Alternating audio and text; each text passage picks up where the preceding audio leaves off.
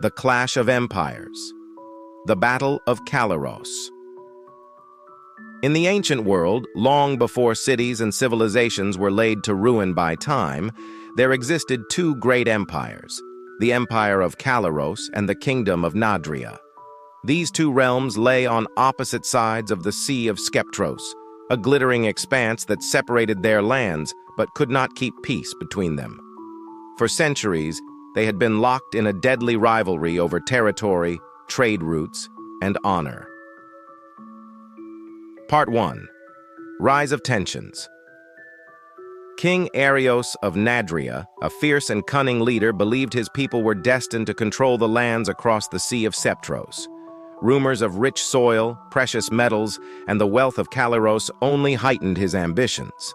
For years, he sent scouts and spies into Kalaros, carefully mapping the landscape, studying the defenses of its walled cities, and learning the ways of its people. Meanwhile, Kalaros was led by the wise and seasoned Emperor Thanos, a man who preferred peace but would not shy away from war. Thanos had heard whispers of Nadrian spies in his territory and knew that his empire was standing on the precipice of a colossal conflict. The final straw came when a small border skirmish left a group of Kalarosian merchants dead. Thanos knew the attack was a warning from Nadria, a signal that King Arios was prepared to march on his lands. Reluctantly, Emperor Thanos summoned his generals and councilmen, and over the next few days, Kalaros was set into a frenzied war footing. Part 2. Gathering of Armies. As both sides prepared for the inevitable, the air grew tense with the distant clanging of armor and the sharpening of swords. Thanos' generals, men of valor and strategy, took to their positions. Among them was General Amorous, a seasoned warrior known for his tactical genius. "We shall meet them on the plains of Tareth," Amorous declared, knowing that this flatland near the border would be the ideal location to confront the Nadrian forces. Across the sea, King Arios had assembled his own fearsome army. The Nadrians were famed for their charioteers, archers, and their cavalry, heavily armored warriors on powerful steeds. Arios' right-hand man, Commander Silas, was as ruthless as he was skilled in combat. The Nadrians also had an elite group called the Shadow Blades, silent, deadly assassins trained in the arts of infiltration and ambush. King Arios knew these skilled warriors would play a pivotal role in weakening the enemy from within. Part 3. The March to Tareth. Both armies began their march towards the plains of Tareth. By the time the two forces arrived, the land itself seemed to hold its breath. Camps were set up, flags raised, and watchfires lit. Soldiers on each side felt the weight of history on their shoulders, for they knew that the fate of their nations hung in the balance. Under the cover of night, the Nadrian Shadow Blades made their first move, slipping into the Kalarosian camp. They spread confusion, setting fire to supply tents and ambushing guards. Emperor Thanos, though caught off guard, remained resolute. He ordered General Amorous to tighten defenses and prepare for dawn. Part 4. The Battle of Tareth. As the sun rose, the horns of war sounded, and both sides prepared to engage. The field was covered in soldiers, glinting in the light as they raised their spears, shields, and swords. The first charge came from Nadria's cavalry, who thundered across the plains in an attempt to break the Kalarosian lines. But Amorous had set up rows of spearmen, and the charge was brought to a brutal halt. Then came the clash of foot soldiers. Swords met shields, arrows flew, and the screams of the fallen filled the air. General Amorous used his knowledge of the land to guide his troops through strategic shifts, taking advantage of every hill and dip in the field. Commander Silas, seeing his forces falter, ordered his chariots into the fray, hoping to disrupt the Kalarosian front line. However, Emperor Thanos had anticipated this move.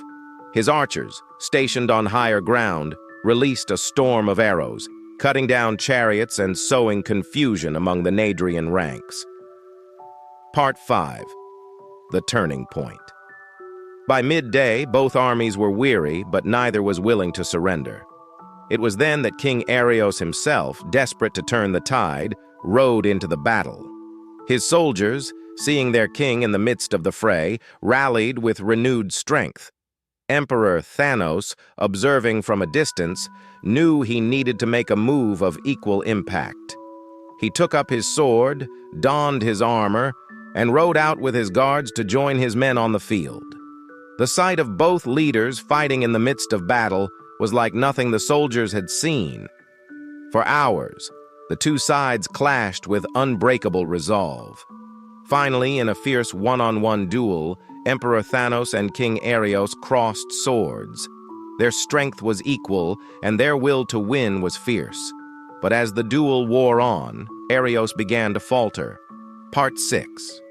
The Fall of Kings. With a final, powerful stroke, Emperor Thanos disarmed King Arioas, sending his sword flying into the blood-soaked earth.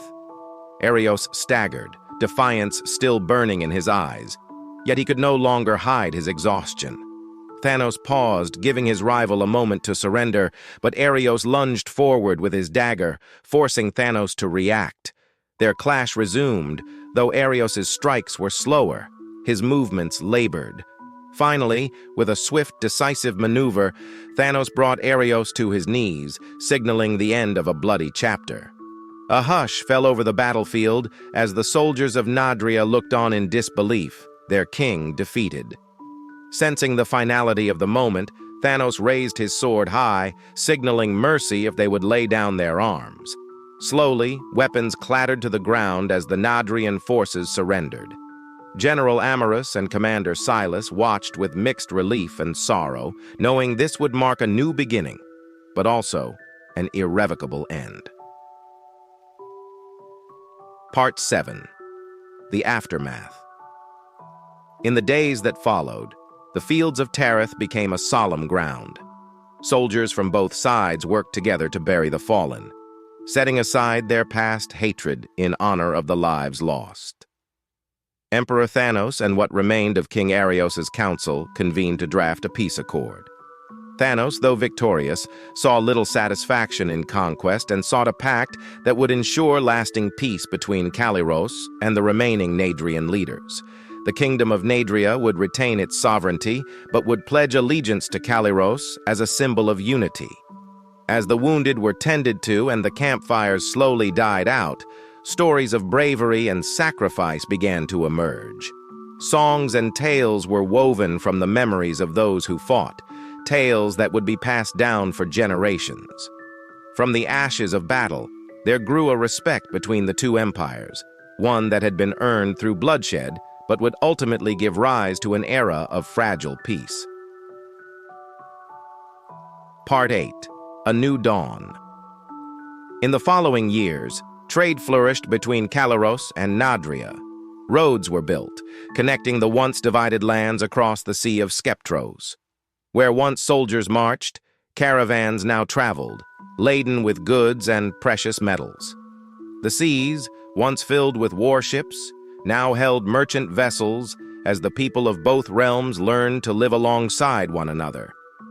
Thanos and the remaining Nadrian Council would go on to establish an alliance, a bond that came to be known as the Pact of Tareth. Part 9. Legacy of the battle generations later. The Battle of Tareth remained a poignant reminder of the cost of war and the value of peace. In the heart of Kaliros, a grand monument was erected depicting Thanos and Arioas in battle, immortalized not as enemies but as warriors who had both fought for their people. Young children would visit the site, learning the tale of the clash of empires, the bravery of their ancestors, and the hard-won unity that allowed their nations to thrive. And so, the empire of Kaliros and the kingdom of Nadria endured, their fates forever intertwined by the bloodshed on the plains of Tareth. The names of Thanos, Arioas, Amorous, and Silas would live on as legends, woven into the fabric of the two lands, reminding all who heard the tale that peace, though costly, is worth every sacrifice.